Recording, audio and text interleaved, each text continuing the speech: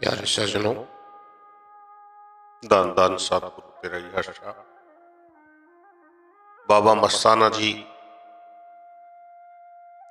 ऐसे फकीर इस दुनिया में आए जिनका कोई शान ही नहीं है, जिनका कोई उदाहरण नहीं है। हम तो पैदा नहीं हुए थे उसमें। बड़भागी हैं वो लोग जिन्होंने उनकी सोबत की, उनकी सत्संग सुनी।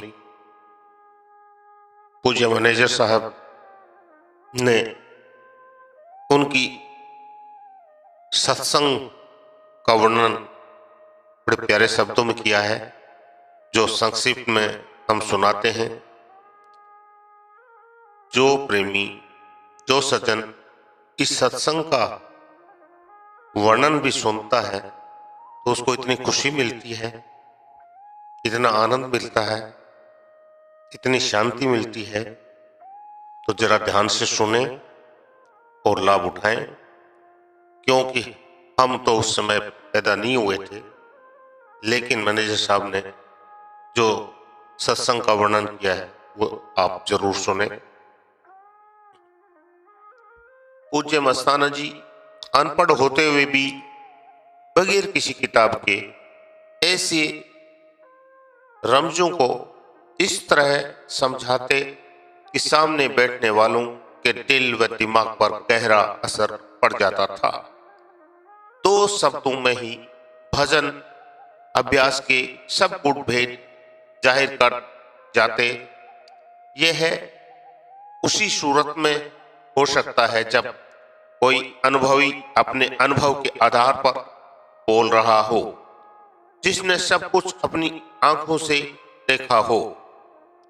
पूज्य मस्ताना जी के वचन ही एक खास किस्म का जादू थे, जो सुनता था मोहित हो जाता था। एक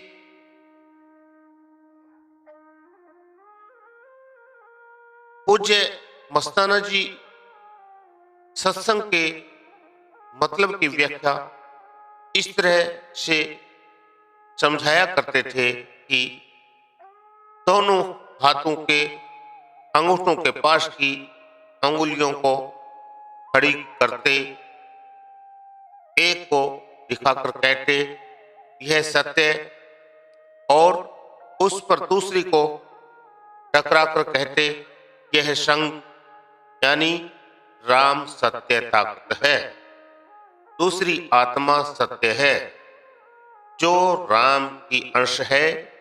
दोनों का मेल हो, या यूं कहो कि सूरत और शब्द के मेल का नाम सत्संग है, और जिसने ये मेल किया है वही यह मेल करवा सकता है। आपका उपदेश इंजेक्शन की तरह अंदर घुस जाता था। आपकी मीठी और गंभीर आवाज श्रोताओं को मोह लेती थी, और अधिकारी प्रेमी रूहों की आंखों से जल बरसने लगता था।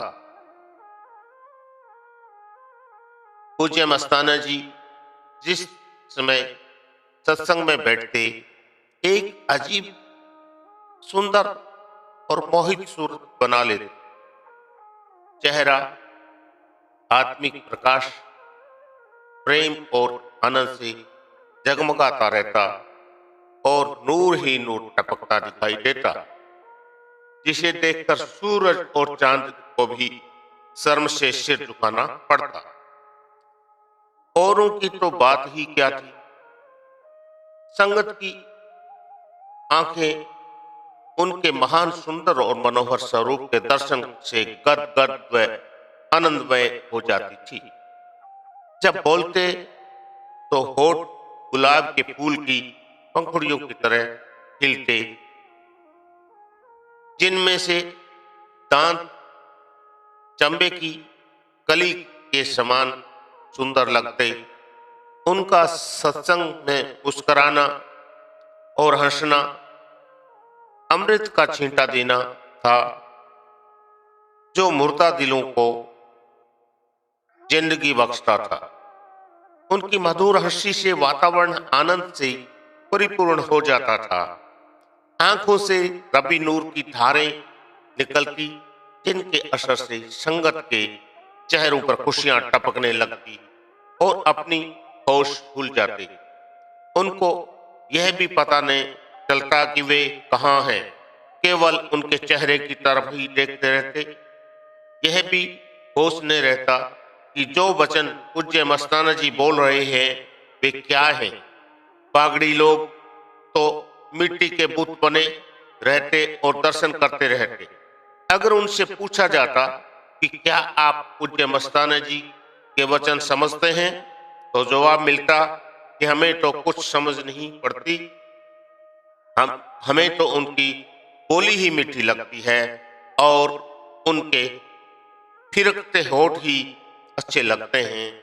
और जब पूज्य मस्ताना जी पंच भेड़ा या बल्ले बल्ले कहते हैं तो हमें खुशी चढ़ जाती है और उस खुशी में कुछ नहीं सोचता। संगत को आपके दर्शनों की प्यास घंटों तक न बुझती, बल्कि प्यास बढ़ती जाती। दिल यही चाहता था कि अगर सुहावनी सूरत एक क्षण मात्र भी आंखों से दूर ना हो, सत्संग लंबा हो जाए और रात लंबी हो जाए। गर्मी की कड़कड़ाती धूप में दोपहर के समय भी कई बार संगत बगैर शामियानों के धूप में बैठी रहती और सख्त सर्दी की रातों में एक एक केस या कंबल में सारी सारी रात बाहर बैठे गुजार देते। ऊपर ओस पड़ती रहती, लेकिन प्रेमी हिलने का नाम न लेते। स्टेज पर भी किताबें भी भीग जाती। बरसात में सबके कपड़े भीग जाते और किसी को कुछ मालूम ना पड़ता। सत्संग 8-8, 10-10 घंटे तक चलता रहता। पूज्य मस्ताना जी एक स्थिर समाधि लगाए बैठे रहते और जरा सी भी थकावट महसूस ना करते और तरह तरह के रूप बदलकर संगत का दिल मोहते रहते। परम संत सावन शाह के सत्संग की तरह पूज्य मस्ताना जी के सत्संग में जो भी आता उनका हो जाता। उस पर ऐसी मस्ती का रंग चढ़ जाता कि वह उन मस्तियों और खुशियों में झूम उठता और अपनी शुद्ध बुद्ध भूल जाता। उनकी एक नजर पापी से पापी और मलिन से मलिन हृदय पर भी असर दिखाए बगैर ना रहती और बेहोश कर देती। आपके सरल और स्पष्ट वचन ज्ञान और आध्यात्मिक विषयों से परिपूर्ण होते। दो शब्दों में ही सब बात समझा जाते कि बड़े बड़े ज्ञानियों के होश गुम हो जाते और वे अपना ज्ञान ध्यान सब भूल जाते। नास्तिक लोगों के विचार एक ही सत्संग सुनने में बदल जाते और मालिक को मानने लगते। उनके दिल में मालिक से मिलने की ऐसी ज्वाला भड़क उठती कि वह समय कब आएगा जब अंदर वाले राम या सतगुरु को देखें और बार बार सत्संग की तरफ दौड़े भागे फिरते। आपके सत्संग में संगत दूर दूर के शहरों से आती। प्रेमी एक दूसरे से मिलकर खुशी में फूले न समाते। सत्संग की तारीख से 10-10, 15-15 दिन पहले ही सत्संग में आने की तैयारियां शुरू हो जाती कि डेरे जाना है। हर रोज दिन ही गिनते रहते कि आज कितने रोज बाकी रह गए हैं। किसी किसी के मन में ऐसा जोश आता कि 2-2, 3-3 दिन पहले ही घर से चल पड़ते। कई तो सप्ताह पहले ही आ जाते और किसी का भी दिल घर वापस जाने को न करता।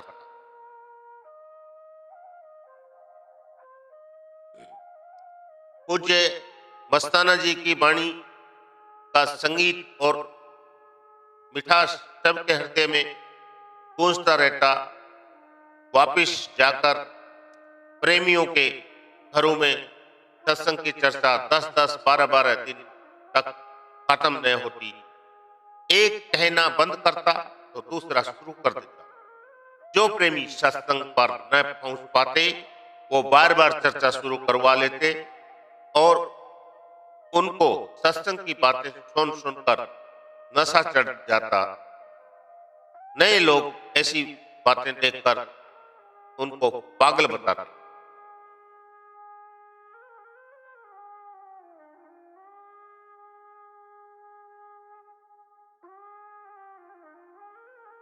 इसी तरह प्रेमी सत्संग में आकर मस्ती ले जाते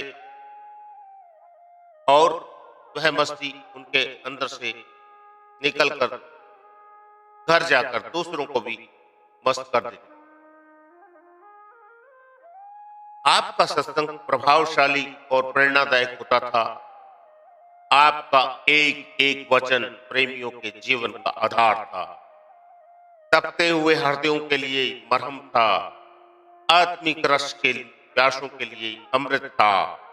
हजारों स्त्री पुरुष आपके सत्संग में अपनी प्यास बुझाते। आपकी सोहबत में अपने आप की होश आती। मोह माया की पट्टी आंखों से उतर जाती। जिंदगी की सही कीमत का पता चलता। मालिक के प्रेम की दात मिलती जिसको पाकर दुनिया की सब मोहब्बतें दिल से निकल जाती और रूह आजाद होकर अपने सच्चे वतन को चलने की तैयारी में लग जाती। कई बार लोग बाल बच्चों को घर छोड़कर आ जाते और फिर उनका ख्याल ही नहीं रहता। वे बेचारे खुद रोटी बनाते रहते और उसी में ही खुशी प्रतीत करते।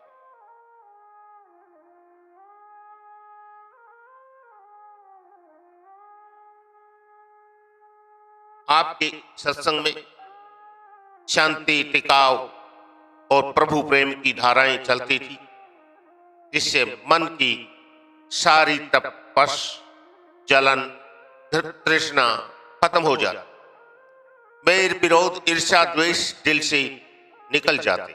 मन निर्मल, शांत और स्थिर हो जाता। ना कोई बैरी रहता ना बेगाना। छोटे बड़े, ऊंच नीच सब अपने भाई दिखाई देने लगते और सबसे प्यार पड़ जाता। पंडित, बिश्नोई और दूसरे लोग जो नए नए सत्संग में आते तो नीच कौमों यानी कांवरिये, बड़कोचे, नट, सांसी, ऊंचिये, चमार आदि लोगों से नफरत करते, मगर कुछ दिनों में ही वे उनसे प्यार करने लगते और उनके अंदर मालिक देखने लग जाते। उनके खाए हुए जूठे टुकड़े खाने से भी परहेज ना करते। इस तरह सत्संग में आते आते एक अजीब रस की प्राप्ति होने लगती है और जात पात के सब भ्रम हमेशा के लिए खत्म हो जाते। आपकी कुछ दिनों की सोहबत से ही दुनिया की वास्तविकता का पता चल जाता था कि दुनिया 4 दिन की माया है। दुनिया की दौलतें, जायदादें सब यहीं रह जाएंगी, कोई साथ नहीं देगा। बनिए लोग जायज मुनाफे लेने लगते, अफसर लोग रिश्वत छोड़ देते, चोर चोरी, डाकू डकैती, लेकिन फिर नीचे फिर भी वे बताते कि सतगुरु उनकी कोई कमी नहीं देता। हर काम में संभाल करता है और बरकतें बख्शता है।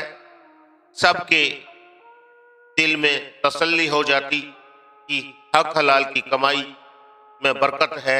हराम का माल जैसे आता है वैसे ही चला जाता है। आपकी सत्संग में सब लोगों के प्रश्नों के उत्तर बिना पूछे ही मिल जाते।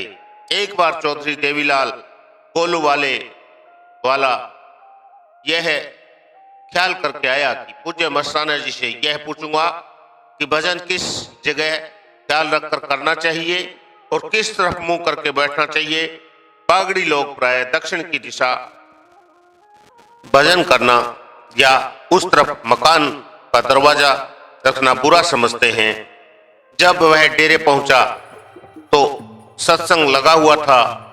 पूज्य मस्ताना जी की स्टेज का मुंह दक्षिण की तरफ ही था। स्टेज देखते ही उसका दक्षिण वाला भ्रम निकल गया। वह अभी सत्संग में बैठने ही लगा था कि पूज्य मस्ताना जी ने दोनों आंखों के मध्य अंगुली से इशारा करके कहा, इस जगह ख्याल रखकर सिमरन करना चाहिए। धन धन सतगुरु तेरा ही आसरा।